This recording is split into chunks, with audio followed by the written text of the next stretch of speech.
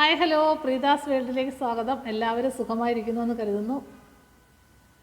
ഇന്ന് പ്രത്യേകിച്ച് വിശേഷങ്ങളൊന്നുമില്ല. ഇന്ന് മുതലാണ് സ്കന്ദഷഷ്ഠി വ്രതം ആരംഭിക്കുന്നത്. വ്രതം എടുക്കുന്ന ആൾക്കാരെല്ലാം ഇന്ന് മുതൽ വ്രതം ഇരിക്കണം. എല്ലാ മാസത്തിലും ഷഷ്ഠി വ്രതമുണ്ട്, എങ്കിലും സ്കന്ദഷഷ്ഠി വ്രതം ആചരിക്കുന്നത് തുലാമാസത്തിലെ ഈ ഷഷ്ഠിയാണ്. ഇതിന് 6 ദിവസത്തെ വ്രതം ആചരിക്കേണ്ടതുണ്ട്. അന്നേരം ഇന്ന് മുതൽ നമ്മൾ വ്രതം എടുക്കണം. ഇവിടെ അടുത്ത് തന്നെ ഒരു സുബ്രഹ്മണ്യം കോവിലുണ്ടായിരുന്നു. ഞാൻ രാവിലെ പോയി അവിടുത്തെ പൂജകളിലൊക്കെ പങ്കെടുത്തു. ഒരുപാട് ആൾക്കാരുണ്ടായിരുന്നു ഇന്ന്. അവിടെ നിന്ന് നിവേദ്യം ചോറ് നമുക്ക് കിട്ടും. അത് വാങ്ങിക്കൊണ്ട് വന്ന് ഉച്ചയ്ക്ക് ഒരു നേരം കഴിക്കാം. രാവിലെ വൈകിട്ടും ഗോതമ്പൊക്കെ കഴിച്ചെടുക്കുന്നവരുണ്ട്, അല്ല ഫ്രൂട്ട്സ് മാത്രം കഴിച്ചെടുക്കുന്നവരുണ്ട്, അല്ല ഈ പടച്ചോറ് മാത്രം ഉച്ചയ്ക്ക് ഒരു നേരം കഴിച്ചെടുക്കുന്നവരുണ്ട്. അങ്ങനെ പല നമ്മുടെ ആരോഗ്യസ്ഥിതി അനുസരിച്ചൊക്കെ എടുക്കാം. അങ്ങനെയാണ് ഈ വ്രതം ആരംഭിക്കുന്നത്. പിന്നെ ഇതുപോലെ കയ്യിൽ ഒരു മഞ്ഞ ചരട് കെട്ടും. അത് എല്ലാ അമ്പലങ്ങളിലൊന്നുമില്ല, ഈ അമ്പലത്തിലുണ്ട്. ഇങ്ങനെ ഒരു 5-6 വർഷം കൊണ്ടേ ഉണ്ട് ഇങ്ങനെ മഞ്ഞ ചരട് നമുക്ക് കിട്ടും. ഇതിന് വ്രതം തീരുന്നതിൻ്റെ അന്ന് വൈകിട്ട് അല്ല പിറ്റേന്ന് രാവിലെ, വ്രതം കഴിയുന്നതിൻ്റെ പിറ്റേന്ന് രാവിലെ വേണം നമ്മളിത് അഴിച്ചു മാറ്റാൻ. അങ്ങനെ ഈ 6 ദിവസവും നമുക്ക് ഈ വ്രതത്തിനോടനുബന്ധിച്ച് ഈ ചരട് ആ സുബ്രഹ്മണ്യം കോവിലിലെ തിരുമേനിയാണ് നമുക്കിത് കെട്ടിത്തരുന്നത് വ്രതം എടുക്കുന്നവർക്ക്. ഇത് കെട്ടുമ്പോൾ മീനും മുട്ടയും ഇറച്ചിയൊന്നും എടുക്കാൻ പാടില്ല എന്നുണ്ട് ഉണ്ട്. പിന്നെ ചിലർ വീട്ടിൽ മീൻ വെക്കണമെന്ന് നിർബന്ധമുള്ള വീട്ടിലെ ആൾക്കാർക്ക് ചെയ്യാമോയെന്ന് എനിക്കറിയത്തില്ല. എന്തായാലും ഇത് കെട്ടിക്കഴിഞ്ഞാൽ അതൊന്നും ചെയ്യാതിരിക്കുന്നതാണ് നല്ലത്. പിന്നെ അങ്ങനെ ഇത്രയൊക്കെ ഉള്ളൂ ഇന്നത്തെ വിശേഷങ്ങൾ. ഇനി എല്ലാ ദിവസവും ഇതുപോലെ അവിടെ നിന്ന് തന്നെ ചോറ് വാങ്ങി കഴിക്കുന്നവരുണ്ട്, അല്ലെങ്കിൽ വീട്ടിൽ വെച്ച് ഉണ്ണാൻ ഇഷ്ടമുള്ളവർക്ക്, ദൂരെയൊക്കെ ഉള്ളവർക്ക് എന്നും അമ്പലത്തിൽ വരാൻ ഒരുപാട് ബുദ്ധിമുട്ടുണ്ടല്ലോ. അത് അങ്ങനെ അടുത്ത് സുബ്രഹ്മണ്യം കോവിൽ ഉണ്ടെങ്കിൽ അവിടെ ഒന്ന് വാങ്ങി കഴിക്കുന്നതാണ് ഏറ്റവും നല്ലത്. ഇല്ലെങ്കിൽ നമുക്ക് വീട്ടിൽ തന്നെ പച്ചരി വറ്റിച്ച് കഴിക്കാം. 6 ദിവസം 6-ാമത്തെ ദിവസം എന്തായാലും ഷഷ്ഠി പൂജ നടക്കുന്ന ഏതെങ്കിലും സുബ്രഹ്മണ്യ ക്ഷേത്രത്തിൽ തന്നെ പോയി നമ്മളതിൽ പങ്കെടുക്കുന്നതാണ് ഏറ്റവും ഉത്തമം. അങ്ങനെ ചെയ്യുന്നതാണ് ഏറ്റവും നല്ലത്. അങ്ങനെ ഈ 6 ദിവസം ഇനിയിപ്പം അങ്ങനത്തെ ദിവസം അതാണ്. ഇന്നിപ്പോൾ 1-ാമത്തെ ദിവസം ആയിട്ടുള്ളൂ. ഇനി 5 ദിവസം നമുക്ക് വ്രതത്തോടു കൂടിയാണ് ഇരിക്കുന്നത്. പിന്നെ ഇവിടങ്ങളിൽ എല്ലാ ആൾക്കാരും, മിക്കവാറും എല്ലാ വീട്ടിലെ ആൾക്കാരും എടുക്കുന്നുണ്ട്. ഇതെല്ലാവർക്കും എടുക്കാം. പ്രായഭേദമന്യേ കുട്ടികൾക്കും വയസ്സായവർക്കും എല്ലാവർക്കും എടുക്കാൻ പറ്റുന്ന വ്രതവുമാണ്.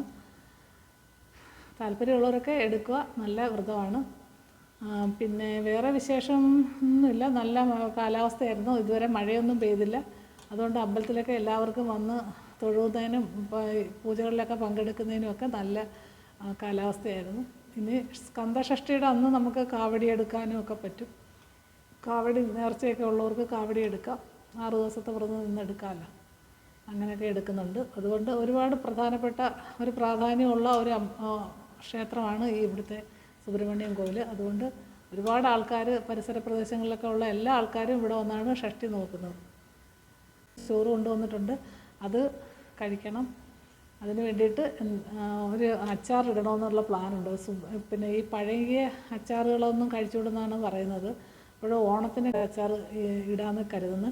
ഈ ഇരുമ്പിപ്പുളി ശരിക്കും പിടിച്ച് നിൽപ്പുണ്ട്. ഇലിമ്പിപ്പുളി എന്നാണ് ഇവിടെ പറയുന്നത്. ഓരോ നാട്ടിലും ഓരോ എന്നായിരിക്കുമല്ലോ പറയുന്നത്. ഇരുമ്പിപ്പുളി വെച്ചുള്ള അച്ചാർ ഇട്ട് നമുക്ക് ഉണ്ണാം എന്ന് കരുതുന്നു. എന്തായാലും 12:30 1 മണിയൊക്കെ ആകുമ്പോഴത്തേന് കഴിച്ചാൽ മതി.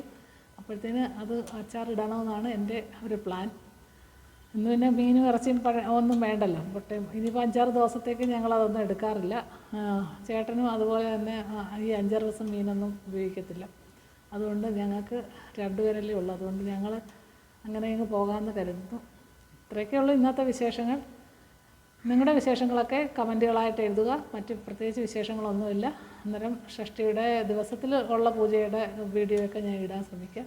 ഇന്ന് പിന്നെ പ്രത്യേകിച്ച് വീഡിയോ എടുക്കാൻ വേണ്ടിയിട്ടൊന്നും അവിടെ വലിയ ഇതില്ലായിരുന്നു. അതുകൊണ്ടാണ് ഞാൻ വീഡിയോ ഒന്നും എടുക്കാഞ്ഞത്.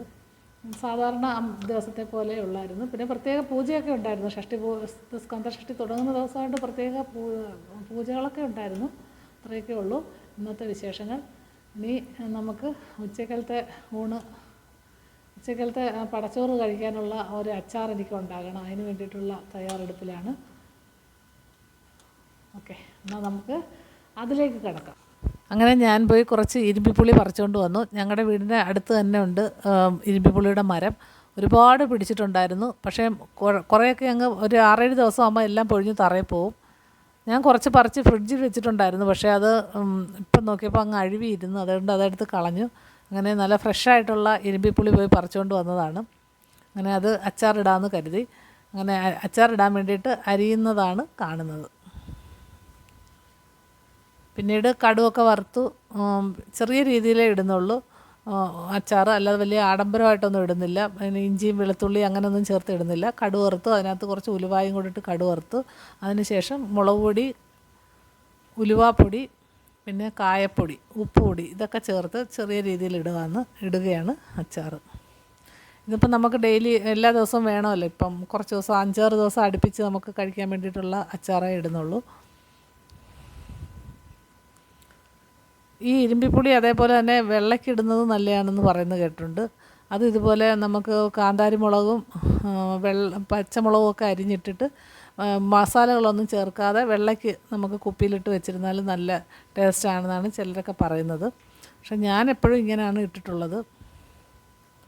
ഞാൻ അരപ്പൊക്കെ ഒന്ന് അനക്കുന്നതിന് വേണ്ടിയിട്ട് കുറച്ച് ചെറുതായിട്ടൊന്ന് ചൂടാക്കുക. അതിനുശേഷം നമുക്ക് ഇരുമ്പിപ്പുളി അരിഞ്ഞ് വെച്ചതങ്ങ് ഇട്ട് കൊടുക്കുക. കുറേ ദിവസം ഇരിക്കാനായിട്ട് ഇടുകയാണെങ്കിൽ നമുക്ക് ഇഞ്ചിയും വെളുത്തുള്ളിയൊക്കെ അരിഞ്ഞിട്ട് നല്ല കുറേ ദിവസത്തേക്ക് നല്ല അച്ചാറായിട്ട് ഇട്ട് വെച്ചാൽ കുറച്ച് നാളിരിക്കും. പക്ഷേ വിനാഗിരിയൊക്കെ ഒഴിച്ച് വെച്ചാൽ, ഇതിപ്പം ഞാൻ പെട്ടെന്ന് കഴിച്ച് തീർക്കാൻ വേണ്ടിയിട്ടുള്ള അച്ചാറായതുകൊണ്ട് അധികം അതൊന്നും ചേർക്കുന്നില്ല. ഇത് ചെറുതായിട്ടൊന്ന് ഞാൻ വിചാരിച്ചൊന്ന് ചീനിച്ചട്ടിയുടെ ചൂടിലൊന്ന് ചെറുതായിട്ട് വാടിയെടുത്താൽ പെട്ടെന്ന് നമുക്ക് കഴിക്കാനുള്ളതാണല്ലോ. അതുകൊണ്ട് അങ്ങനെ ഒന്ന് അനത്തിയെടുക്കുകയാണ്. അങ്ങനെ നമ്മുടെ അച്ചാർ റെഡി ആയിട്ടുണ്ട്. ഇനി ഇത് ആറി തണുക്കുമ്പോൾ നമുക്കൊരു കുപ്പിയിലോട്ട് ആക്കി വെക്കണം. എൻ്റെ തട്ടിക്കൂട്ട് അച്ചാറാണ്, പക്ഷേ വളരെ ടേസ്റ്റാണ് കേട്ടോ. നല്ല രുചിയായിട്ടുള്ള അച്ചാറാണ്. പിന്നീട് ഞാൻ എൻ്റെ അമ്പലത്തിൽ നിന്ന് കൊണ്ടുവന്ന ചോറ് കഴിക്കാനുള്ള തയ്യാറെടുപ്പാണ്. അതിൻ്റെ കൂടെ ചമ്മന്തിയും ഈ അച്ചാറും കൂട്ടിയിട്ടാണ് ഞാൻ കഴിച്ചത്. പിന്നെ ഉപ്പും മുളകും മാത്രം കൂട്ടി കഴിക്കുന്നവരുണ്ട്. പിന്നെ തൈര്, മാങ്ങ, നാരങ്ങ അച്ചാർ എല്ലാം കൂട്ടി, മാങ്ങ അച്ചാർ എല്ലാം കൂട്ടി കഴിക്കാം. അതിലൊന്നും ദോഷമൊന്നുമില്ല. ഒരു നേരം കഴിക്കുന്നതിൽ അങ്ങനെയൊക്കെ കഴിക്കാം നമുക്ക്. പിന്നെ ഉപ്പും മുളകും മാത്രം ഉടച്ച് കഴിക്കാൻ ചിലർക്ക് ഇഷ്ടമാണ്. അങ്ങനെയുള്ളവർ അതും കൂട്ടി കഴിക്കുന്നുണ്ട്. ഞാനിപ്പോൾ ഈ ഇരുമ്പിപ്പുളി അച്ചാറും ചമ്മന്തിയും കൂട്ടിയാണ് കഴിക്കുന്നത്. അത് നന്നായിട്ട് കാണാൻ വീഡിയോയിൽ നന്നായിട്ട് ഇരുമ്പിപ്പുളി അച്ചാർ കാണാൻ പറ്റുന്നില്ല. ഞാനത് ശ്രദ്ധിച്ചില്ല വീഡിയോ എടുത്തപ്പം. നല്ല ടേസ്റ്റായിരുന്നു. അതുകൂട്ടിയാണ് ഞാൻ ഇന്ന് ഉച്ചയ്ക്ക് ഈ ചോറ് കഴിച്ചത്. ഇനിയിപ്പം 3-4-5 ദിവസത്തേക്ക് ഈ പച്ചരിച്ചോറാണ് കഴിക്കുന്നത് ഉച്ചയ്ക്ക്. ഇത്രയൊക്കെയുള്ളൂ ഇന്നത്തെ വീഡിയോ. മറ്റൊരു വീഡിയോയുമായി നാളെ കാണാം. ബൈ.